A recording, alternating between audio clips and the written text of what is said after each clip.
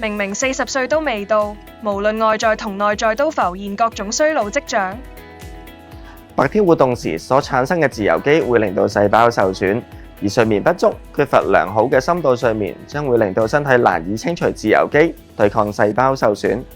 過量攝取糖分會引發糖化反應，所產生嘅糖化終產物會令到體內嘅蛋白質變質，造成器官老化同埋膠原蛋白流失。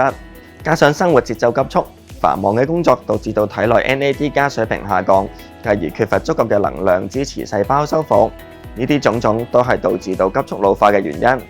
想減少身體嘅氧化壓力，延緩老化，我哋可以從飲食、運動、生活習慣等等多方面着手，其中包括避免高溫煎炸嘅食物同埋精製嘅碳水化合物，多啲食含有豐富抗氧化物嘅蔬果同埋含有豐富 Omega 3嘅魚類、堅果等等。每星期進行最少150分鐘嘅中等強度帶氧運動，例如慢跑、游水等等，保持充足嘅睡眠同埋休息。亦都可以透過冥想、瑜伽等等嘅方法嚟到舒緩壓力。